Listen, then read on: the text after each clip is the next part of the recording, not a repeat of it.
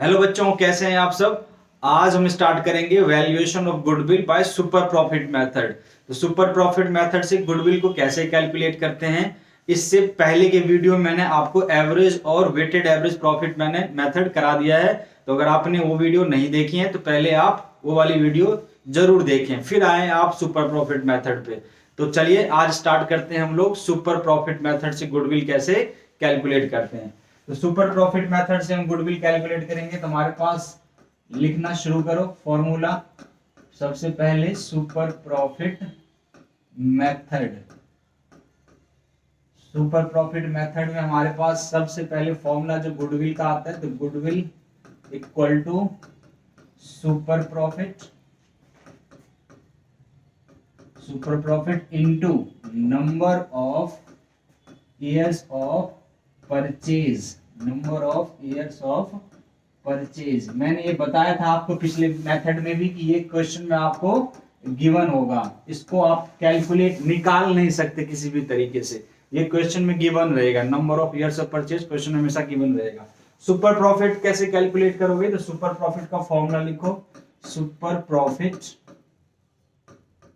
Profit equal to में average profit minus में NP मतलब नॉर्मल प्रॉफिट,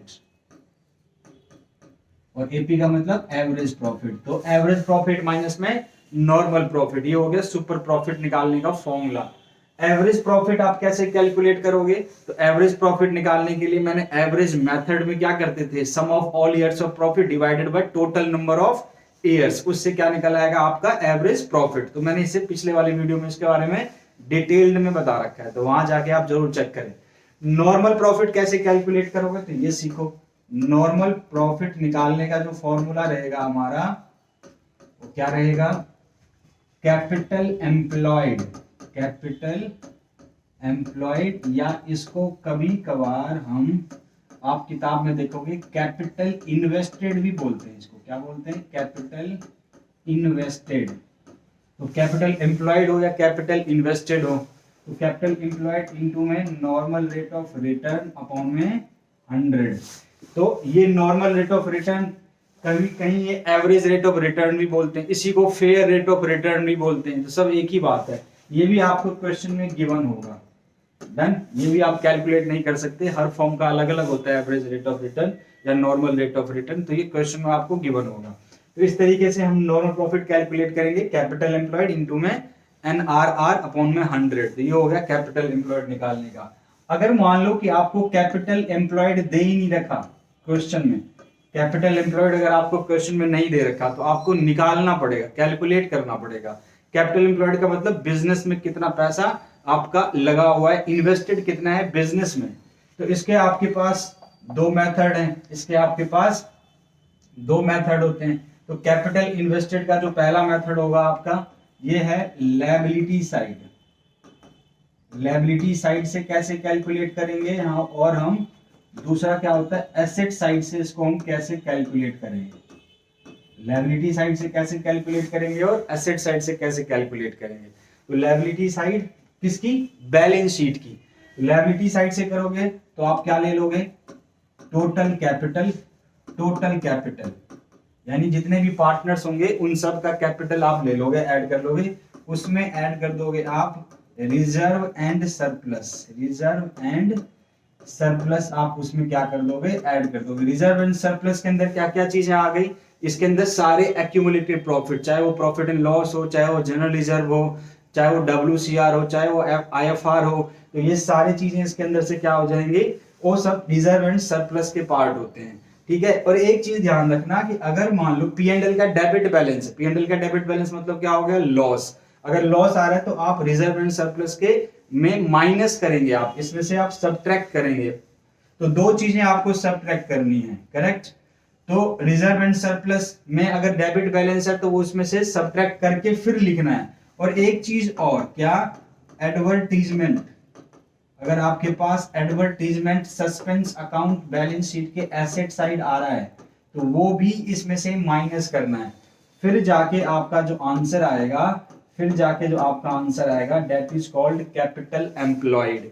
तो लायबिलिटी साइड से ध्यान रखनी है कि टोटल कैपिटल को ऐड कर लोगे, उसमें रिजर्व एंड सरप्लस को ऐड कर लोगे, लेकिन अगर उसमें डेबिट बैलेंस है P&L का तो रिजर्व एंड सरप्लस के बाकी बैलेंस में से माइनस हो जाएगा।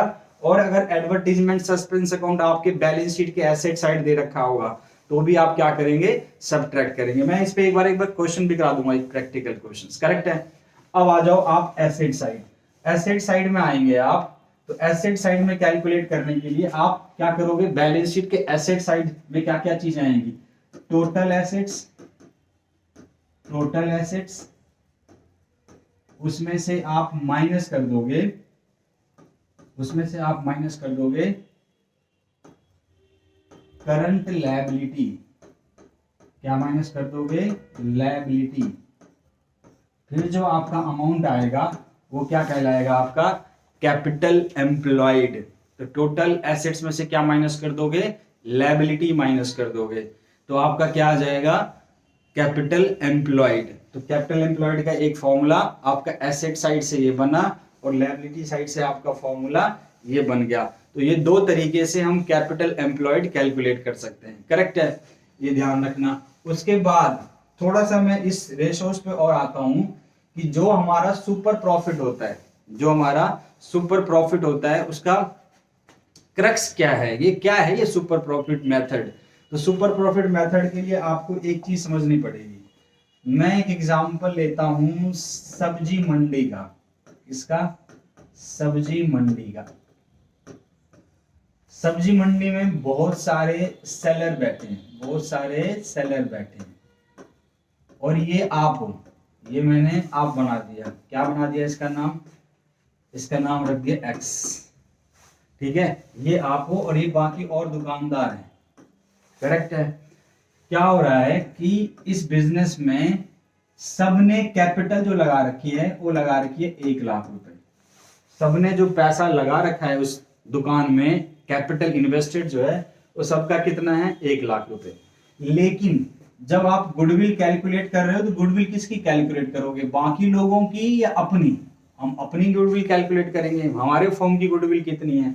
तो ये बाकी लोग जो है इस कैपिटल पे नॉर्मली 10% कमाते हैं। नॉर्मल रेट ऑफ रिटर्न या एवरेज रेट ऑफ रिटर्न कितना है, 10%।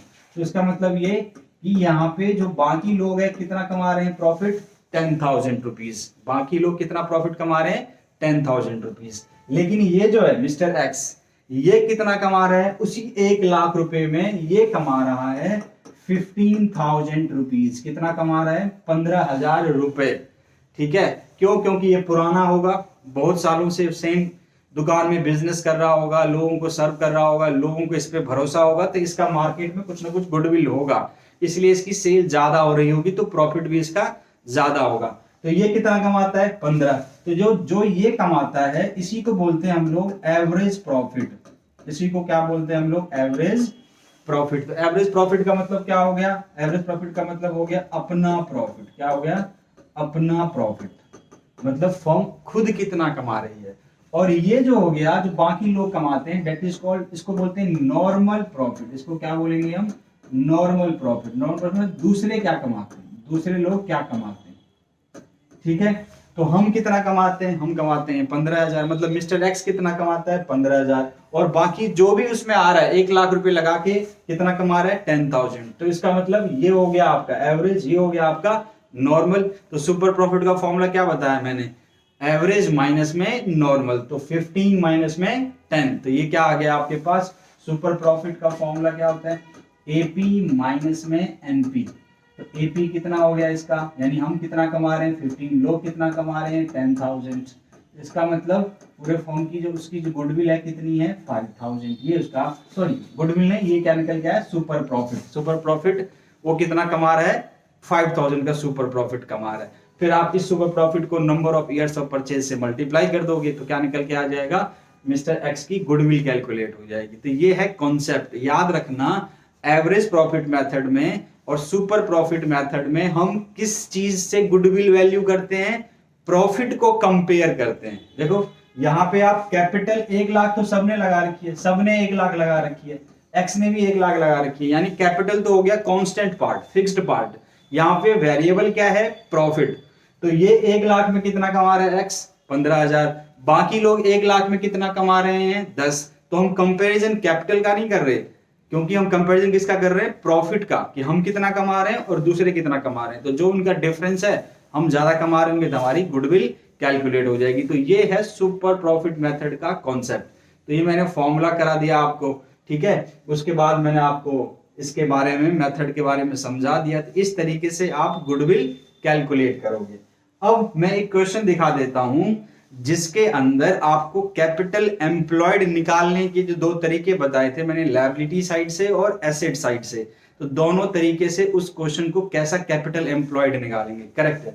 तो चलिए आपको मैं ये वाला प्रैक्टिकल क्वेश्चन कराता हूं जो आपके बुक का ही पार्ट है। इसमें कैपिटल एम्प्लॉयड निकालना है आपको, दोनों ही मेथड से, लायबिलिटी साइड से और एसेट साइड से। तो कैसे कैलकुलेट करेंगे, जो फॉर्मूला मैंने पीछे लिखवाया था और जो मैं अभी इस फॉर्मूले में यूज करूंगा, 2 आइटम्स बढ़ेंगे। ध्यान देना कि कौन सा है, इसको समझिए ध्यान से कि इस क्वेश्चन में कैपिटल एम्प्लॉयड कैसे कैलकुलेट किया जाएगा, करेक्ट है। तो आपके पास 2 मेथड मैंने बताया था, एक है आपके पास लायबिलिटी साइड से कैसे कैलकुलेट किया जाएगा और एक है आपका असेट साइड से कैसे कैलकुलेट किया जाएगा। तो दोनों तरीके से हमारा जो कैपिटल एम्प्लॉयड का आंसर है वो क्या आना चाहिए, सेम आना चाहिए, कि कैपिटल एम्प्लॉयड दोनों मेथड से सेम आना चाहिए।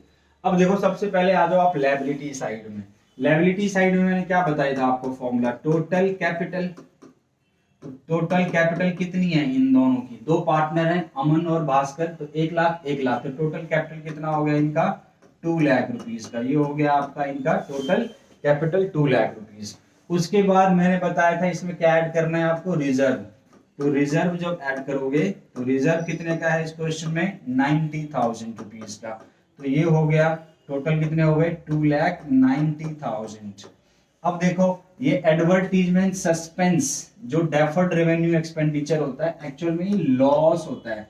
और इसी में एक और चीज होता है, मान लो P&L का इधर आ रहा होता प्रॉफिट एंड लॉस, इसका मतलब, या P&L का डेबिट बैलेंस, ये भी क्या है आपका लॉस। तो ये दोनों क्या करते हैं आप इसमें से सबट्रैक्ट करना है। तो सबट्रैक्ट करना है तो इसमें से, और हमारे पास क्या गिवन है, एडवर्टीजमेंट सस्पेंस गिवन है जो कि लॉस होता है। तो लॉस को हम क्या करेंगे इसमें से सबट्रैक्ट कर देंगे। तो ये अमाउंट आ गया मेरे पास 2,80,000 रुपीस का। अगर P&L का डेबिट बैलेंस होता है इस साइड तो लॉस है, वो भी हम इसमें से क्या करते सबट्रैक्ट करते।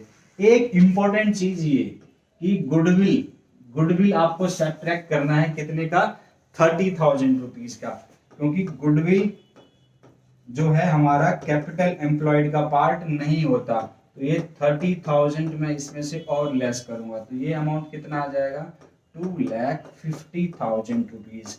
यानी ये अमाउंट जो है that is called capital employed, इसी को हम बोलते हैं कैपिटल एम्प्लॉयड।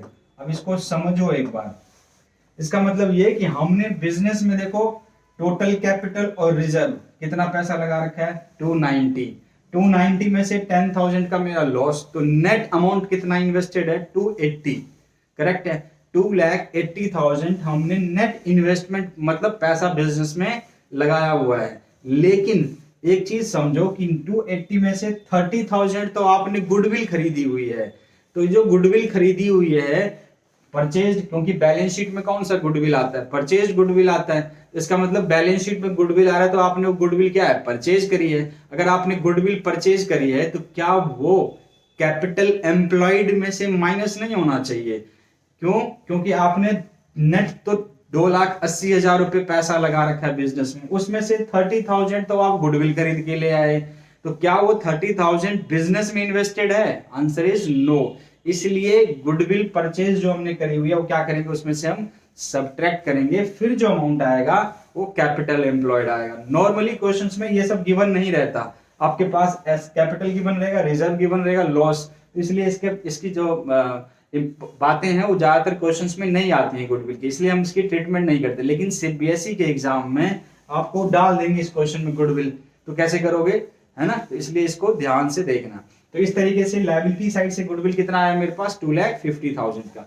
अब हम एसेट साइड से कैलकुलेट करेंगे। तो देखो एसेट साइड से जब आप कैलकुलेट करोगे तो यहाँ पे फॉर्मूला क्या बताया था मैंने, टोटल एसेट्स जो कि आपके पास कितना है 3,90,000। 3,90,000 में से अगर लॉस कितना है मेरे पास, ये तो एसेट है ही नहीं, ये तो फिक्टिशियस एसेट बोलते हैं, लॉस बोलो, डेफर्ड रेवेन्यू एक्सपेंडिचर बोलो। तो इसमें से आपको सबसे पहले तो एडवर्टीजमेंट जो है, जो गलती से तो नहीं बोल सकते, जो जुड़ा हुआ है एसेट साइड में 10,000 रुपीज का, वो हमारा एसेट है ही नहीं, उसको तो लॉस माइनस करेंगे हम। और जो आपने पैसा गुडविल में लगा रखा है, तो गुडविल वाला पैसा भी आपका कैपिटल एम्प्लॉयड का पार्ट नहीं है, इसलिए आप क्या करोगे, गुडविल भी इसमें से क्या करोगे, आप सब्ट्रैक्ट करोगे, जो कि गुडविल था कितने का, 30,000 रुपीज का। तो 30,000 और आप इसमें से माइनस करोगे, तो 3,90,000 में से अमाउंट आएगा मेरे पास 3,50,000। कितना है, 3,50,000। तो ये आया नेट। इसमें से मैंने क्या बताया था आपको कि करंट लायबिलिटी और माइनस करना है, मैंने बताया था फॉर्मूला कि टोटल एसेट्स में से करंट लायबिलिटी। तो जब भी आप टोटल एसेट्स कैलकुलेट करोगे तो पहले ध्यान रखना कि ये दोनों चीज अगर क्वेश्चन में है तो आप क्या करेंगे, माइनस करेंगे। करंट लायबिलिटी कितना है, ये देखो आप, ये दो सन्ड्री क्रेडिटर्स और आउटस्टैंडिंग एक्सपेंसेस, तो ये दोनों और कितने हो गए, 1 लाख रुपीज। तो 1 लाख इसमें से और आप माइनस कर देंगे, तो अमाउंट जो आएगा वो आएगा 2,50,000 रुपीज का। तो ये भी क्या कहलाएगा आपका, कैपिटल एम्प्लॉयड। तो यानी दोनों मेथड से आप कैपिटल एम्प्लॉयड जब आप कैलकुलेट करोगे तो 250 इधर से भी आएगा और 250 उधर से भी आएगा। एक इंपॉर्टेंट चीज और बताऊं, अगर ये इन्वेस्टमेंट देखो, इसके आगे क्या लिखा हुआ है, trade investment is a part of capital employed. ठीक है, इसका मतलब ट्रेड इन्वेस्टमेंट को अगर हम टोटल एसेट कैलकुलेट करेंगे तो ये हम मानेंगे कि इन्वेस्टमेंट जो हमने ट्रेड में किया हुआ है वो हम कैपिटल एम्प्लॉयड का पार्ट मानेंगे। लेकिन अगर यहीं पे ये लिखा होता है नॉन ट्रेड इन्वेस्टमेंट है, तो नॉन ट्रेड इन्वेस्टमेंट का मतलब ये हो गया कि आपने लॉन्ग टर्म इन्वेस्टमेंट की है। लॉन्ग टर्म इन्वेस्टमेंट कभी भी कैपिटल एम्प्लॉयड का पार्ट नहीं होता है। मतलब ये कि अगर मान लो आप घर से 1 लाख रुपए लेके आए, आपकी जो पैसा आपने लगाया 1 लाख रुपए, उसमें से 30,000 तो आपने कहीं और इन्वेस्ट कर दिया, कहीं और बिजनेस में नहीं, किसी और कंपनी में इन्वेस्ट कर दिया, तो क्या वो 30,000 कैपिटल एम्प्लॉयड का पार्ट होना चाहिए? तो आंसर इज नो। तो अगर ये नॉन ट्रेड इन्वेस्टमेंट अगर होता तो हम उसको भी माइनस करते गुडविल की तरह, उसको भी क्या करते हैं हम यहाँ पे सब्ट्रैक्ट करते। ट्रेड था इसलिए छोड़ दिया कि ट्रेड कैपिटल एम्प्लॉयड का पार्ट होता है, बट नॉन ट्रेड इन्वेस्टमेंट अगर हम एसेट साइड से कर रहे थे तो एक और नाम आ जाता, नॉन ट्रेड इन्वेस्टमेंट, सब्ट्रैक्ट कर देते, और हम इधर से भी नॉन ट्रेड इन्वेस्टमेंट क्या कर देते, सब्ट्रैक्ट। दोनों तरफ से हम नॉन ट्रेड इन्वेस्टमेंट को क्या कर देते, सब्ट्रैक्ट कर देते। लेकिन ट्रेड इन्वेस्टमेंट था इसलिए हमने इसको कुछ नहीं किया, हम मानते हैं कि ट्रेड इन्वेस्टमेंट कैपिटल एम्प्लॉयड का पार्ट होता है। तो इस तरीके से आपको ये दोनों तरीके से मैंने बता दिया कैपिटल एम्प्लॉयड कैसे निकलेगा, और फिर नॉर्मल रेट ऑफ रिटर्न से इसको मल्टीप्लाई कर दोगे तो क्या निकल आएगा आपके पास, नॉर्मल प्रॉफिट कैलकुलेट हो जाएगा। देखो, तो नॉर्मल प्रॉफिट अगर कैलकुलेट होगा तो ये आपका फॉर्मूला है। इस फॉर्मूले को, तो जो इन्वेस्टमेंट मैंने देख रहे हो यहाँ पे जो लिखा है, ये कौन सा इन्वेस्टमेंट होगा, नॉन ट्रेड इन्वेस्टमेंट। तो नॉन ट्रेड इन्वेस्टमेंट जो अगर होगा तो हम यहाँ से भी माइनस करेंगे और उसको हम यहाँ से भी माइनस करेंगे, नॉन ट्रेड इन्वेस्टमेंट को दोनों तरह से हम माइनस करेंगे अगर क्वेश्चन में है तो। लेकिन अगर ट्रेड इन्वेस्टमेंट है तो उसको हम माइनस नहीं करेंगे। तो ये आपका एक कॉम्प्लेक्स सा क्वेश्चन था कैपिटल एम्प्लॉयड कैलकुलेट करने का, और इस तरीके से हम सुपर प्रॉफिट मेथड से गुडविल कैलकुलेट करेंगे। Thank you.